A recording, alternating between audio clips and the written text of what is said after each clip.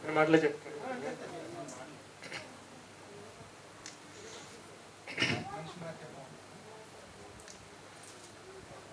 చాలా మంచి విషయాలు. ఒక్క కీర్తన, మొదటి కీర్తనలోనే 2 భాగాలుగా చాలా విషయాలు మనం నేర్చుకున్నామండి.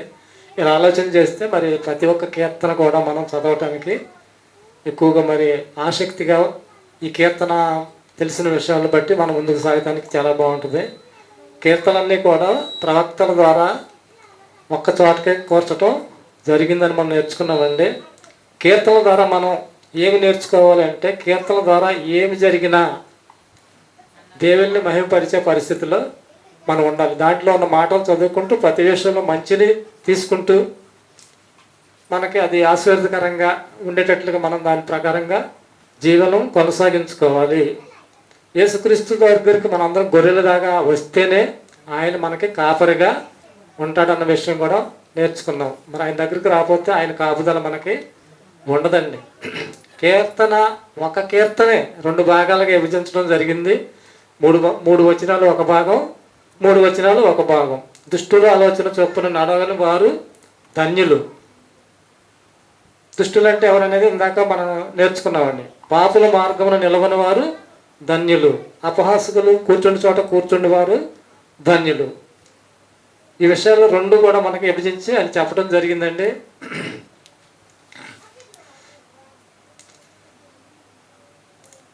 ధన్యుడు అనే వ్యక్తి ఏంటంటే యెహోవా ధర్మశాస్త్రం నందు ఆనందిస్తూ ఉంటాడంటండి. ఎప్పుడైనా సరే యెహోవా ధర్మశాస్త్రం నందు ఆనందించే ఎవరైనా సరే ధన్యుల కింద మనం నేర్చుకున్నాం. చర్చికి వస్తేనే ఆనందం రావాలి. చర్చికి వస్తేనే ఆనందం మనందరికీ రావాలంటండి. ఇంతకు మించిన ఆనందం బయట ఎక్కడ కూడా లేదని మనం అంత ఆనందాన్ని ఇక్కడ పొందుకోవాలి. దేవుని మాటలు వింటుంటే మనకు ఆనందం రావాలి.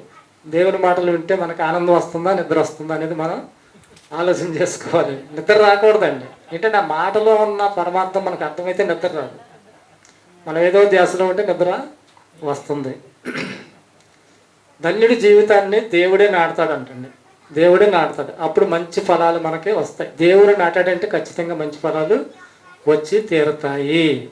అతడు చేసే ప్రతి పనిలో కూడా సహాయము దేవుడు సహాయం ఇస్తాడు కాబట్టి సఫలపరుస్తాడు. దేవుడు సఫలమవుతుంది. మేలు కలుగుటకే. కష్టాలు వచ్చినా కూడా, ఎటువంటి నష్టాలు వచ్చినా కూడా, ఎంతోమంది భక్తుల జీవితాల్లో ఎన్నో కష్టాలు ఇబ్బందులు ఎదుర్కొన్నారు కాబట్టి వాళ్ళందరినీ మనం మాదిరిగా చూసుకొని మనం ఒక పెద్ద అంతకన్నా గొప్ప వాళ్ళే కష్టాలు పడ్డారు, ఇది ఒక పెద్ద లెక్క కాదు, మళ్ళీ నాకు సంతోషము సుఖము దేవుడు ఇస్తాడనే నమ్మకంతో ముందుకు సాగటమే దేవుడిని నమ్ముకున్న వారికి మంచి లక్షణం. మేలు కలుగుటకే సమస్తము సమకూడి జరుగుతున్నాయి అంటండి. ఏం జరిగినా మన మంచికే అనే స్థితికి రావాలంట. ఎంత అనుభవం ఉంటే వస్తారు మనుషులు. చూడండి, ధ్యానించడం అంటే ఏమిటంటే వాక్య ప్రకారం జీవించటమే ధ్యానించటం. వాక్య ప్రకారం మనం బ్రతుకుతాం అనుకోండి, దేవుడు చెప్పినట్లుగా బ్రతికితే మనం వాక్యాన్ని ధ్యానించినట్లే.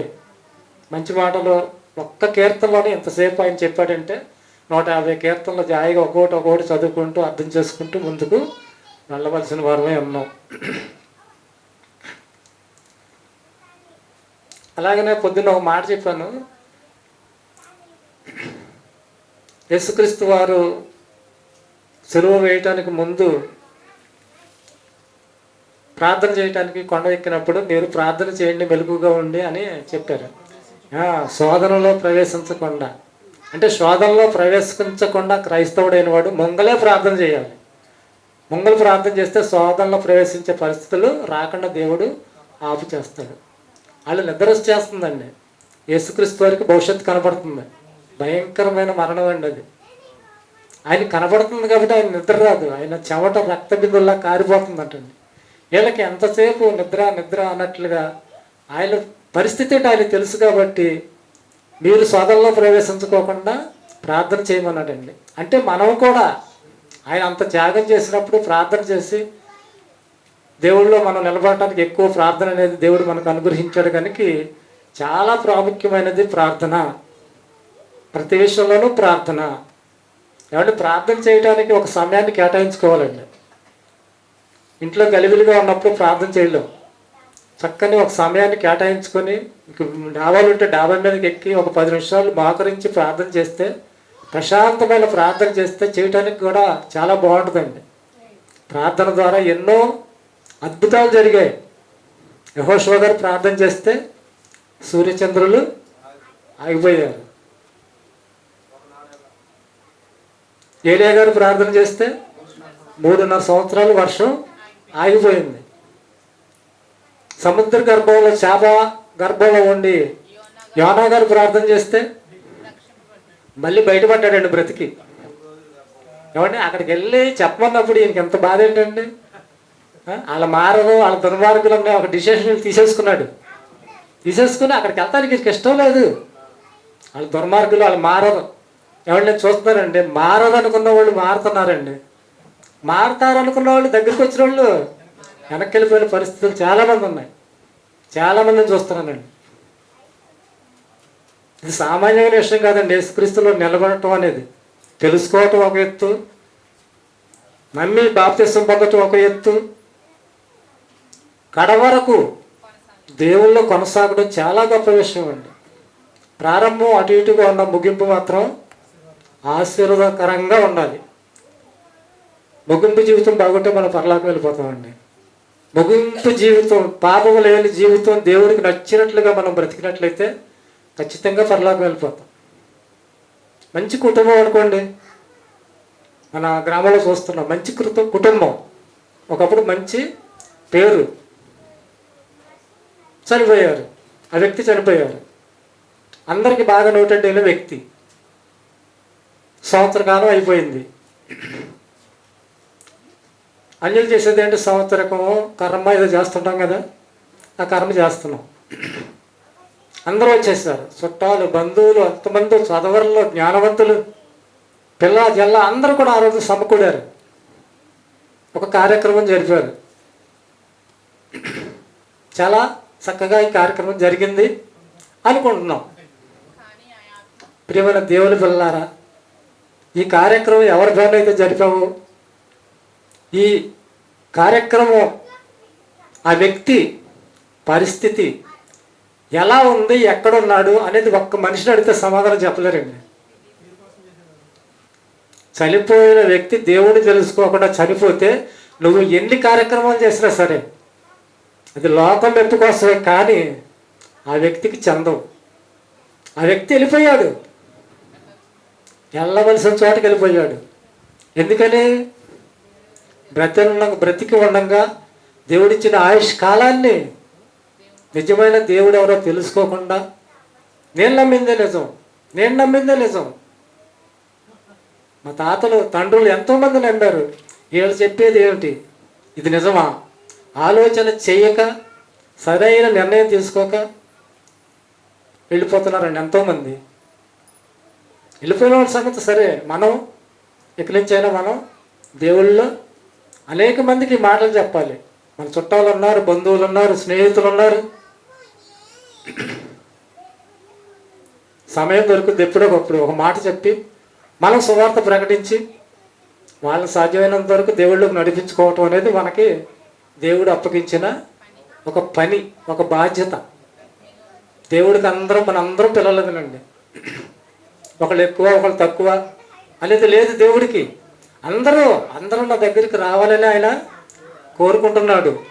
అందుకనే తగిన జీవితకాలాన్ని ఇచ్చాడు ఈ భూమి మీద. ఈ భూమి మీద అసలు జీవితకాలాన్ని ఇచ్చింది దేనికి? ఆయన గురించి తెలుసుకొని ఆయన దగ్గరికి రావాలని. నరులారా తిరిగి రండి అని ఆయన ఆశపడుతున్నాడు. ఆయన తెలుసుకోకుండా ఇష్టానుసారంగా బ్రతికితే ఆయనకి కడుపు కోత మిగిల్చిన వాడు అవుతాము, మన ఆత్మను నరకానికి నడిపించుకున్న వాళ్ళం కూడా అవుతాం. కాబట్టి ఈ భక్తి యథార్థమైన భక్తి. అందరూ ఎక్కువ మంది ఉన్నారండి. 2 రోళ్ళు 6 అని 10 మంది అంటే అది నిజమా? 2 రోళ్ళు 4 అంటే ఇది నిజమా? 2 రోళ్ళు 4 అన్నదే నిజం. 10 మంది అటే ఉన్నారు, అది నిజమైపోద్దా? ఇటువంటి వాటికి బెండ్ అవ్వకూడదు. ఇటువంటి సందర్భాలు ఎన్నో జరుగుతుంటాయి. మనం తీసుకున్న నిర్ణయం మంచి నిర్ణయం అండి. అన్యులుగా మేము బ్రతికాం కొంతకాలం, తర్వాత దేవుడిని తెలుసుకున్నాం. ఎవరో ఈయన గారి ద్వారానే, కోటేశ్వరరావు గారి ద్వారానే తెలుసుకున్నాం. తెలుసుకున్నాం కానీ దేవుడు నిజమైన దేవుడే, కానీ బాధ నిజమైన బాధ కాదు. అర్థమైందా? బాధ నిజమైన బాధ కాదు. బైబిల్లో ఉన్నాయి కదా, బైబిల్లో అనేక మంది ఉన్నారు. అబద్ధ బాధకుల గురించి మీరు జాగ్రత్త పడండి. క్రైస్తవులు అయినంత మాత్రంలో కాదండి, బాధలో కూడా జాగ్రత్త తీసుకోవాలి. చెప్పే వ్యక్తి ఎటువంటి వాడు, అతను ఏం ఆశిస్తున్నాడు, ఇవన్నీ కూడా మన మైండ్లో పెట్టుకుని ఒక మనిషిని అంచనా వేయాలండి. అది వివేకం కలిగిన వారి లక్షణం. అటువంటి లక్షణం కలిగిన వ్యక్తిగా మంచి బాధ నడిపించే పరిస్థితులు ఇక్కడ ఉన్నాయి. ఇటువంటి బాధ ఎక్కడ జరిగినా మనం దాన్ని ఒప్పుకోవాల్సిందే.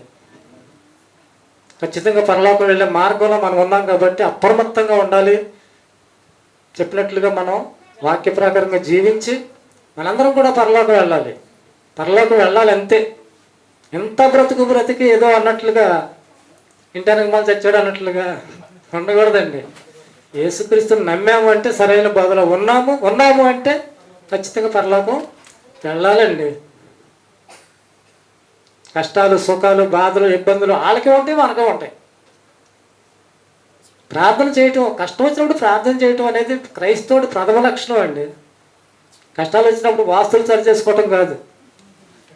చాలామంది వాస్తు మీదకి వెళ్ళిపోతాడండి.